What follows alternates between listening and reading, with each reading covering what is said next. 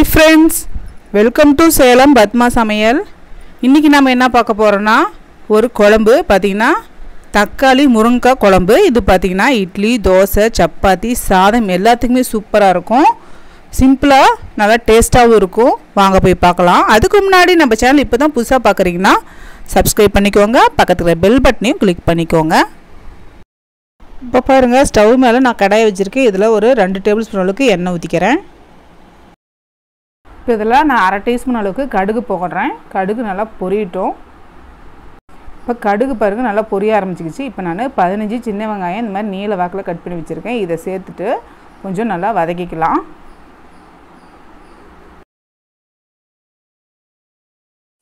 இப்போ வெங்காயம் பாருங்கள் நல்லா கொஞ்சம் கண்ணாடிப்பாக தான் வந்துருச்சு. இப்போ நான் ஒரு முழு பூண்டை உரித்து வச்சுருக்கேன். இப்போ இந்த பூண்டு பார்த்திங்கன்னா இந்த முருங்காயில் இருக்கிற கேஸ்ட்ரிக்கை கொஞ்சம் குறைக்கும்.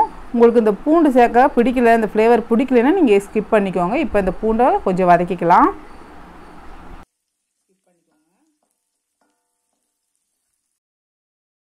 இப்போ இதில் நான் ஒரு 1/4 டீஸ்பூன் அளவுக்கு மஞ்சள் பொடி சேர்த்துட்றேன். இப்போ இது கூட 2 டீஸ்பூன் அளவுக்கு தனி கொத்தமல்லி தூள், அதுக்கப்புறம் 1 டீஸ்பூன் அளவுக்கு மிளகாய் பொடி போட்டிருக்கேன். மிளகாய் பொடி வந்து உங்கள் காரத்துக்கு தகுந்த மாதிரி கூட்டியோ குறைச்சோ சேர்த்துக்கோங்க. இது வந்து நார்மலான காரமாக இருக்கும். இப்போ இதோட பச்சை வாசனை போனதுக்கப்புறம் நான் ஒரு 4 தக்காளி, பெரிய தக்காளியாக கட் பண்ணி வச்சுருக்கேன். இப்போ அதை சேர்த்துடலாம். இப்போ அதை சேர்த்துட்டு கொஞ்சம் நல்லா வதக்கிக்கலாம்.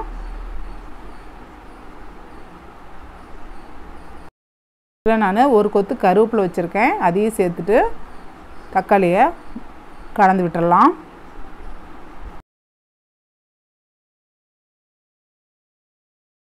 இதை நான் க்ளோஸ் பண்ணி வைக்கிறேன். அப்போ தக்காளி நல்லா நமக்கு வெந்துடும். இப்போது ஓப்பன் பண்ணிக்கலாம். இப்போ பாருங்கள் தக்காளி பாருங்கள் எண்ணெயெல்லாம் பிரிஞ்சு நல்லா இப்போ வதங்கிருச்சு. இப்போது நான் இதில் வந்து ஒரு டேபிள் ஸ்பூன் அளவுக்கு இஞ்சி பூண்டு பேஸ்ட் வச்சுருக்கேன். இப்போ அதை சேர்த்துட்டு இப்போ நல்லா வந்து ஒரு 2 நிமிஷம் நல்லா அப்படி வதக்கலாம். அதோட பச்சை வாசனைலாம் போகட்டும். இப்போது அந்த இஞ்சி பூண்டோட பச்சை வாசனைலாம் போயிடுச்சு. இப்போ நான் முருங்காயை சேர்க்குறேன். நான் பெரிய நீட்ட முருங்காயை 1 எடுத்து கட் பண்ணி வச்சுருக்கேன். இந்த முருங்காய் உங்களுக்கு எவ்வளோ தேவையோ அவ்வளோ சேர்த்துக்கலாம்.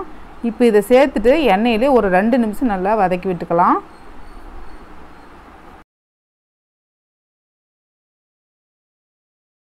இப்போது இந்த நான் குழம்புக்கு தேவையான அளவுக்கு கல் உப்பு சேர்த்துட்றேன். இப்போ அந்த உப்பை சேர்த்துட்டு நல்லா கலந்து விட்டுடலாம். இப்போ தண்ணி நான் ஒரு பெரிய கிளாஸ் அளவுக்கு எடுத்திருக்கேன். இப்போ தண்ணி ஊற்றிட்டு நல்லா மிக்ஸ் பண்ணி விட்டுடலாம்.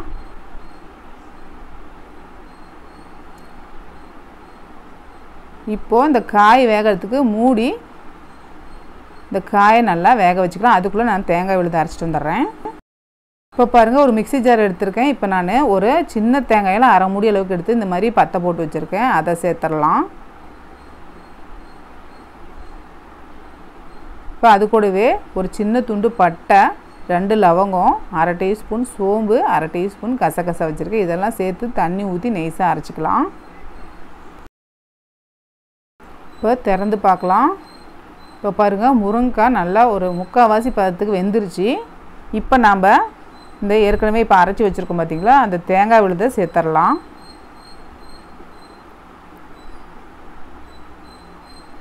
இப்போ இந்த தேங்காய் விழுதை சேர்த்துட்டு கொஞ்சம் நல்லா கலந்து விட்டுடலாம். இப்போ இதுக்கு மிக்ஸி கழுவிட்டு நான் ஒரு 1/2 கிளாஸ் அளவுக்கு தண்ணி கலந்து வச்சுருக்கேன். இப்போ அதையும் சேர்த்துடலாம். இப்போ சேர்த்துட்டு நல்லா மிக்ஸ் பண்ணிடலாம்.